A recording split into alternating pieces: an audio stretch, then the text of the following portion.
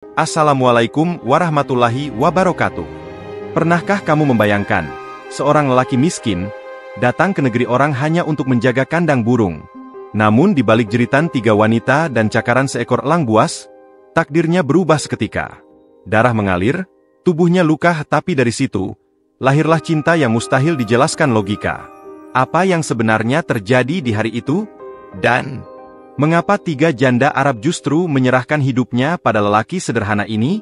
Namun sebelumnya, dukung channel ini dengan menekan tombol subscribe terlebih dahulu dan tinggalkan komentar dengan menuliskan keinginanmu di kolom komentar, agar kita doakan bersama. Fajar namanya. Pemuda berusia 24 tahun asal Banyuwangi. Badannya kurus, kulitnya sawo matang terbakar matahari, dan wajahnya selalu tunduk dalam kerja. 6 bulan sudah ia menjadi penjaga kandang burung eksotis di Riyadh, Arab Saudi. Setiap hari ia memberi makan, membersihkan kandang, dan memandikan burung-burung yang nilainya bisa setara dengan mobil mewah. Rumah besar tempat ia bekerja dulunya milik seorang saudagar Arab. Tapi sejak saudagar itu wafat, rumah tersebut dihuni oleh 3 jandanya. Laila yang paling tua, Zainab yang ceria, dan Yasmin yang paling muda serta pemalu. Ketiganya adalah saudari ipar yang tetap tinggal bersama, menjaga warisan dan kenangan masa lalu. Fajar hanya bertugas di taman belakang. Ia tinggal di paviliun kecil dekat kandang burung. Meski hidupnya jauh dari glamor, ia selalu bersyukur. Asal halal, saya ikhlas, begitu selalu katanya saat ditanya kawan sesama TKI. Namun suatu pagi yang panas, takdir mengetuk pintu kehidupannya. Saat Fajar sedang membersihkan kandang falcon di sudut belakang, terdengar suara teriakan. "Ya Allah, tolong, tolong." Suara perempuan itu menggema dari dalam taman utama. Fajar langsung menoleh, lalu berlari ke arah suara. Seekor burung elang besar terbang tak terkendali, lepas dari tali pengikatnya. Burung itu mematuk ke arah seorang wanita yang mencoba menutup wajahnya dengan tangan. 2 wanita lain menjerit ketakutan, berdiri tak tahu harus berbuat apa. Fajar tanpa pikir panjang melepas sorban di lehernya, melompat ke dalam kandang, dan menutupi kepala burung itu. Sayapnya mengepak liar, cakarnya melukai lengan Fajar, tapi ia terus bertahan. Ia tarik tubuh wanita itu, membentangkan tubuhnya untuk melindungi mereka bertiga dari serangan burung. Burung itu akhirnya berhasil dijinakkan. Nafas Fajar terengah. Bajunya robek, darah menetes dari pergelangan tangannya. Tapi ia tetap berdiri. Wanita di hadapannya memandangi Fajar dengan pandangan terkejut. Itu Laila. Di belakangnya, Zainab menangis, dan Yasmin memegangi mulutnya yang gemetar. "Siapa? Siapa sebenarnya kamu?" bisik Yasmin lirih. Fajar hanya menunduk. "Saya cuma penjaga kandang, Bu." Tapi di mata mereka, Fajar bukan lagi sekadar penjaga kandang. Ada sesuatu yang mulai tumbuh. Sebuah rasa, sebuah tanda, bahwa Allah sedang membuka jalan takdir yang tak bisa mereka tolak. Sejak hari itu, suasana rumah berubah. Laila, yang biasanya hanya berdiam di ruang tengah, mulai menyapa Fajar setiap pagi. Zainab, yang dulu hanya lewat tanpa menoleh, kini sering membawakan segelas teh hangat sambil menanyakan kabar tangannya. Dan Yasmin, ia masih pendiam, tapi matanya sering mencuri pandang dari balik jendela lantai 2, mengamati Fajar saat memberi makan burung-burung. Fajar sendiri bingung. Ia tak terbiasa menjadi pusat perhatian. Apalagi dari 3 perempuan yang sebelumnya nyaris tak pernah berbicara dengannya. Tapi ia tetap menjalankan tugasnya seperti biasa. Walau hatinya mulai merasa hangat saat suara sandal mereka terdengar mendekat. Suatu malam, Fajar sedang duduk di bangku taman, mengelus perban di tangannya. Zainab datang membawa nampan kecil. "Ini madu asli dari Najran. Bagus untuk luka," katanya sambil duduk di sebelahnya. Fajar menunduk sopan. "Terima kasih, Bu." Zainab tersenyum. "Kau bisa panggil aku Kak Zainab saja." Fajar agak kaget, tapi hanya mengangguk. Malam itu mereka duduk cukup lama. Tak banyak bicara. Hanya angin gurun yang menemani. Esok harinya, giliran Laila yang datang. Ia membawa buku tua bergambar burung dan berkata, "Almarhum suamiku dulu ingin seseorang menjaga burung-burung ini dengan hati, bukan sekadar tangan. Aku rasa, kamu orang itu." Fajar menjawab lirih, "Saya hanya jalankan amanah, Bu." Laila menatapnya dalam. "Kau lebih dari itu." Hari-hari berlalu. Fajar mulai memperhatikan bahwa perhatian itu bukan hal biasa. Setiap dari mereka menunjukkan rasa dalam cara yang berbeda. Yasmin bahkan suatu hari datang ke kandang sambil membawa air semprotan dan berkata pelan, "Aku bisa bantu bersihkan hari ini." Fajar tersentak. Ia menunduk dan berkata, "Tak perlu repot, Nona Yasmin." Yasmin tersenyum samar. "Namaku Yasmin, bukan Nona. Jangan terlalu jauh, Fajar." Seketika hati Fajar bergetar. Ia tidak berani menatap mata wanita itu. Tapi hatinya tahu, ada sesuatu yang sedang tumbuh. Ia takut. Takut salah. Takut harapan yang datang padanya bukan untuk dijawab oleh seorang seperti dirinya. Namun takdir tetap berjalan. Dan Allah sedang menulis cerita yang tak bisa dihentikan oleh logika manusia. Suatu malam, ia berdoa lebih lama dari biasanya. Air matanya jatuh di sajadah kecil di sudut paviliun. "Ya Allah, aku hanya hamba lemah. Jika ini fitnah, jauhkan aku. Tapi jika ini jalan MU, maka tuntun aku agar tetap lurus." Ia tak tahu bahwa malam itu, dari balik jendela kamar lantai atas, 3 pasang mata memperhatikannya. Dan 3 hati perempuan Arab, mulai berdebar dalam satu irama yang sama. Di ruang utama rumah besar itu, 3 perempuan duduk menghadap meja marmer panjang. Udara terasa sunyi, hanya denting sendok di cangkir teh yang terdengar.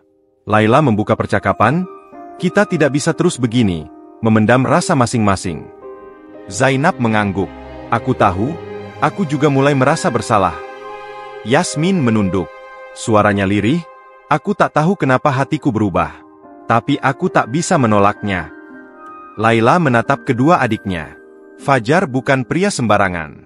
Dia menyelamatkan kita, bukan hanya dari burung, tapi dari sepi yang selama ini kita simpan sendiri-sendiri."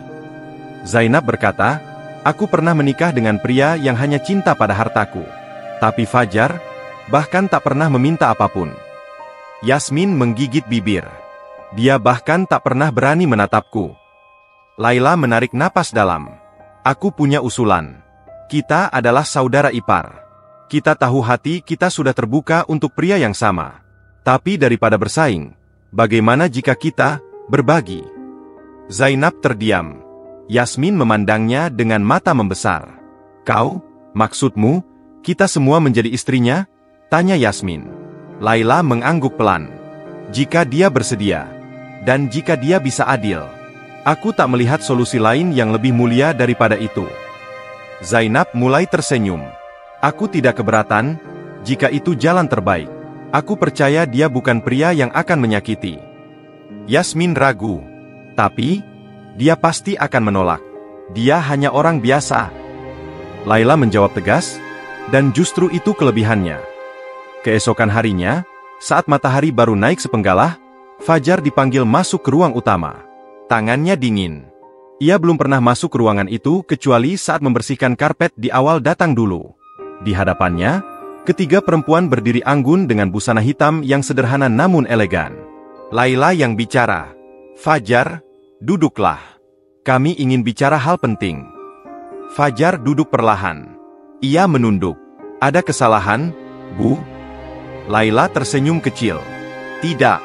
Kami hanya ingin bertanya. Jika ada satu wanita yang melamarmu, apakah kau bersedia?" Fajar tersentak. "Melamar? Saya?" Zainab mendekat. "Jika 2 wanita melamarmu, bagaimana?" Yasmin menambahkan, "Kalau 3. Fajar terdiam. Matanya berkaca. Ia menunduk lebih dalam. "Saya ini, bukan siapa-siapa, Bu. Hanya penjaga burung. Tak pantas." Laila bangkit dari duduknya, berjalan mendekat. "Justru karena itu, kami percaya padamu. Kami bertiga ingin menawarkan kehidupan bersama. Dengan syarat, kamu sanggup berlaku adil dan memimpin kami dalam ridho Allah." Fajar menggigil. Saya butuh waktu. Saya tidak bisa jawab sekarang." Zainab tersenyum. "Ambillah waktu. Tapi ketahuilah, pintu kami terbuka untukmu."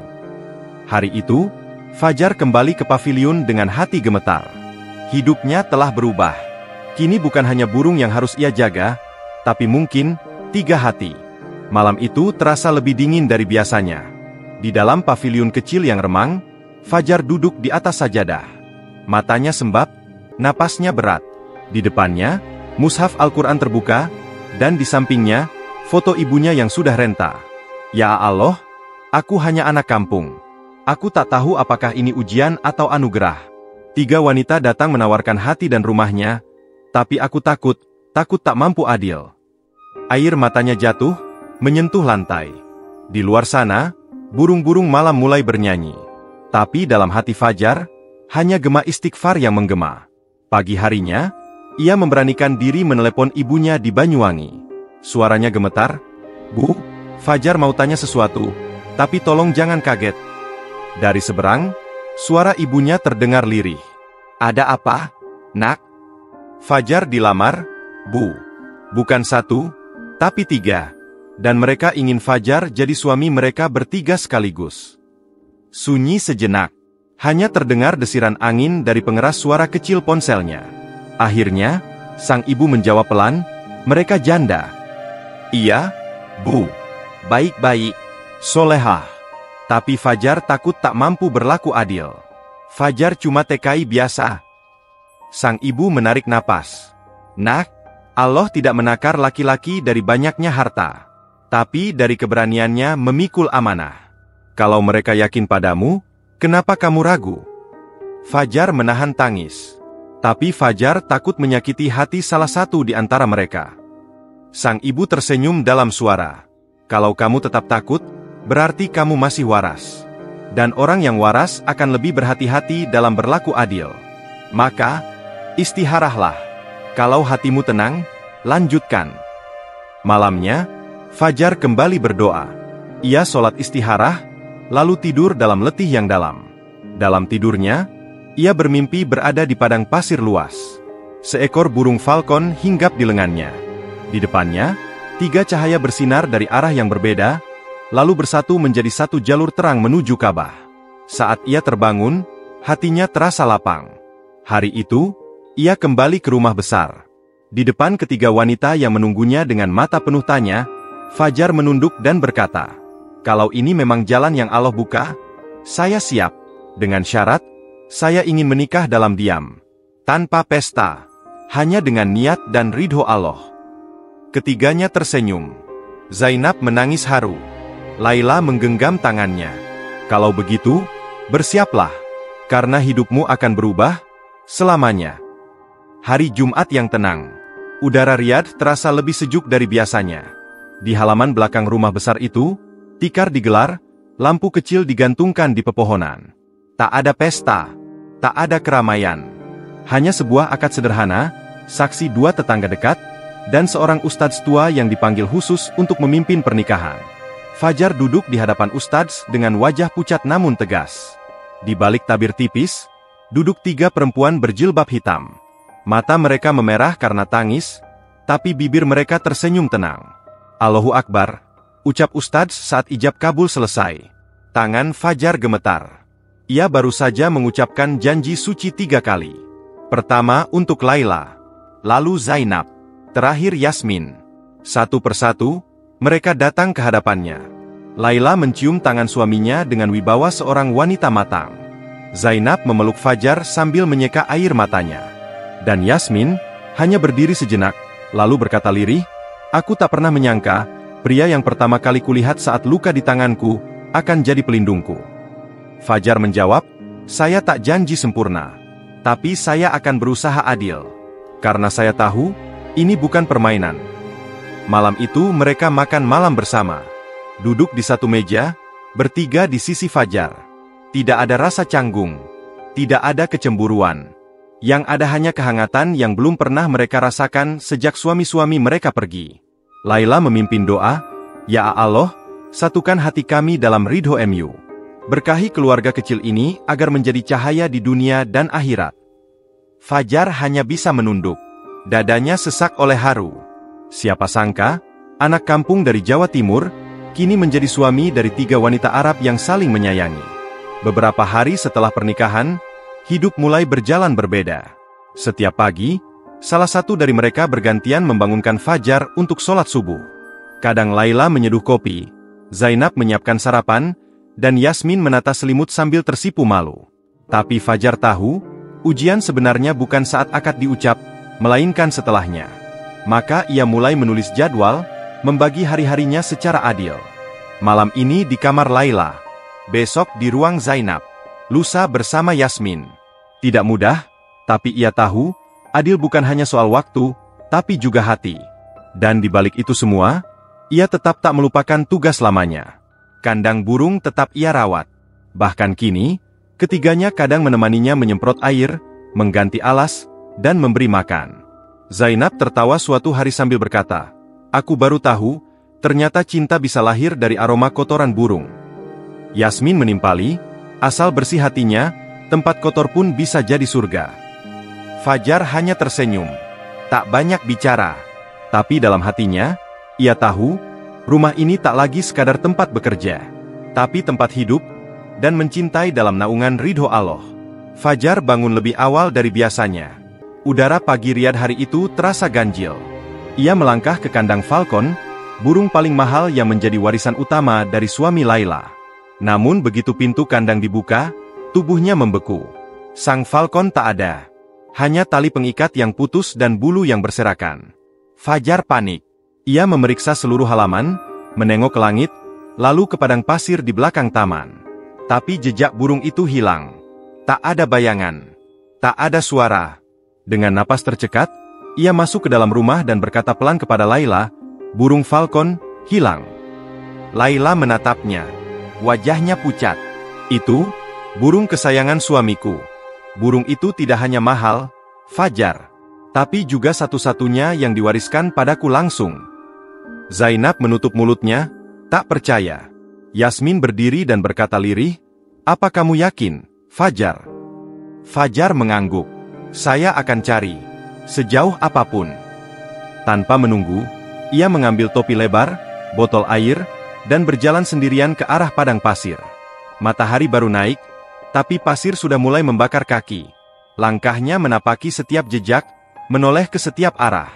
"Ya Allah, jangan biarkan aku gagal." Berjam-jam ia mencari. Hingga akhirnya, dari kejauhan, terdengar suara mobil. Yasmin turun dari kursi depan. "Kau gila, Fajar? Gurun ini luas? Bagaimana kalau kau tersesat?" Fajar hanya tersenyum letih. "Lebih baik tersesat, daripada mengecewakan kalian." Belum sempat Yasmin menjawab, suara desir angin membawa bunyi yang sangat dikenalnya. Suara kepakan sayap. Burung falcon itu muncul dari balik batu besar. Matanya tajam. Paruhnya terbuka. Tapi alih-alih terbang menjauh, ia melayang perlahan, dan hinggap di lengan Fajar. Yasmin terbelalak. "Dia jinak, padamu?" Fajar mengangguk pelan. Entah kenapa, dia datang sendiri. Seketika angin gurun bertiup kencang. Badai pasir datang mendadak. Yasmin berteriak saat matanya terkena pasir. Tubuhnya oleng. Fajar langsung memeluknya erat, menundukkan kepalanya, melindunginya dengan kain yang ia bawa. "Pegang kuat-kuat. Jangan lepas. Aku takut. Aku di sini. Kita pulang bersama." Beberapa menit berlalu sebelum badai reda. Saat mereka kembali, tubuh mereka penuh debu. Tapi falcon itu tetap hinggap di lengan Fajar, seolah tahu tempatnya. Sesampainya di rumah, Laila dan Zainab menyambut dengan air mata. Laila langsung memeluk falcon itu dan menangis. "Kau selamat, karena dia." Zainab menatap Fajar, lalu berkata pelan, "Kami pikir kamu cuma penjaga burung. Tapi ternyata, kamu juga penjaga hidup kami." Yasmin memeluk tangan Fajar. "Aku tak butuh istana, asal kau tetap jadi pelindungku." Fajar menunduk, tak berkata apa-apa. Tapi dalam diam, ia tahu, cinta itu bukan hanya soal perasaan, tapi soal keberanian untuk memikul amanah, di bawah terik matahari, dan badai ujian. Beberapa minggu telah berlalu sejak peristiwa badai gurun itu. Rumah besar yang dulu sepi, kini berubah menjadi rumah tangga yang hidup. Tak ada lagi sekat antara majikan dan pekerja. Yang ada hanyalah seorang suami, dan 3 istri yang saling menghormati dalam bingkai cinta dan ridho Allah. Fajar kini bukan hanya penjaga burung, tapi juga pemimpin kecil bagi 3 wanita yang menyerahkan hidup mereka dengan ikhlas. Ia membagi waktunya adil, mendengarkan satu persatu cerita mereka, menyentuh luka-luka masa lalu yang perlahan sembuh oleh kelembutannya. Suatu sore, mereka duduk bersama di taman belakang. Di atas meja, ada teh panas dan kurma. Burung-burung berkicau di sekeliling mereka. Yasmin bersandar di bahu Fajar, Zainab menyandarkan kepalanya di lengan, dan Laila menatap mereka sambil tersenyum tenang. "Kalian bahagia?" tanya Fajar pelan. Zainab menjawab, "Aku tak pernah menyangka akan menikah lagi. Tapi Allah beri lebih dari sekadar suami. Dia beri pemimpin yang sabar." Laila menambahkan, "Aku yang paling tua, tapi justru merasa paling kecil di depanmu. Kau bimbing kami, tanpa suara tinggi, tanpa banyak janji, tapi nyata." Yasmin menatap wajah Fajar dengan mata berkaca. "Aku dulu takut jatuh cinta lagi, tapi Allah kirim kamu, bukan untuk jadi pengganti, tapi penyembuh." Fajar hanya menunduk. Hatinya terharu. Ia tahu, semua ini bukan karena kehebatannya, tapi karena Allah memuliakan siapa yang mau bersabar, menjaga adab, dan tidak melangkah kecuali dengan doa. Malamnya, ia mencium tangan ibunya lewat video call. "Bu, terima kasih sudah percaya. Doa ibu sampai ke sini." Sang ibu menjawab pelan, "Kamu bukan anak orang kaya, nak. Tapi kamu bawa pulang 3 mahkota. Jagalah mereka seperti kau menjaga burung-burung itu. Dengan hati." Fajar mengangguk. Di belakangnya, 3 istrinya menunggu giliran menyapa ibu mertua mereka. Mereka saling tertawa. Tak ada rasa cemburu, hanya saling memahami. Dan saat malam turun, Fajar berdiri di kandang burung yang kini tak pernah sepi. Ia menatap langit Riyadh dan berbisik dalam hati, "Ya Allah, aku dulu datang ke negeri ini hanya membawa harap dan niat. Tapi Engkau pulangkan aku dengan cinta dan amanah. Maka jangan jadikan aku hamba yang lupa diri, karena Engkau bisa ambil semua ini kapan saja." Seekor burung falcon tiba-tiba terbang rendah, lalu hinggap di pundaknya. Angin malam mengusap wajahnya. Dan di rumah itu, dalam keheningan yang damai, satu keluarga kecil belajar hidup, dalam ridho, dan cinta, yang tidak biasa. Kisah ini bukan sekadar cerita cinta, tapi sebuah cermin kehidupan tentang bagaimana Allah bisa membalikan takdir siapa saja yang bersabar dan berbuat ikhlas. Fajar hanyalah seorang pria sederhana dari pelosok Indonesia, datang ke Arab Saudi untuk mencari nafkah sebagai penjaga kandang burung. Ia tak punya jabatan, tak punya harta, dan tak punya nama. Tapi yang ia miliki adalah hati yang sabar, adab yang terjaga, dan niat bekerja dengan jujur. Ketika ujian datang berupa kejadian yang tak disangka, seekor burung elang lepas dan menyerang 3 wanita janda, Fajar tak mundur. Ia maju, melindungi mereka dengan tubuhnya, meski harus berdarah dan terluka. Dari keberanian itu, Allah bukakan pintu rezeki yang tak terbayangkan. Cinta dan kepercayaan dari 3 wanita yang selama ini hidup dalam kesepian dan luka masa lalu. Hikmahnya jelas, siapa yang menjaga amanah, Allah akan menjaganya. Siapa yang ikhlas dalam setiap perbuatan kecil, akan dibalas dengan karunia yang besar. Dalam hidup, mungkin kita hanya melakukan tugas-tugas yang tampak biasa, seperti menyapu halaman, merawat binatang, atau menjaga rumah orang. Tapi jika kita lakukan itu dengan niat karena Allah dan adab yang baik, bisa jadi itulah jalan datangnya pertolongan dan keberkahan. Fajar tidak pernah meminta cinta, tapi cintalah yang datang menghampiri karena hatinya bersih dan tawadu. Ia tak pernah bermimpi menjadi suami 3 janda bangsawan. Tapi karena ia tak pernah meninggalkan sholat, menjaga lisannya, dan sabar menghadapi panasnya gurun serta sepinya perantauan, Allah muliakan hidupnya dengan cara yang tak masuk akal bagi banyak orang.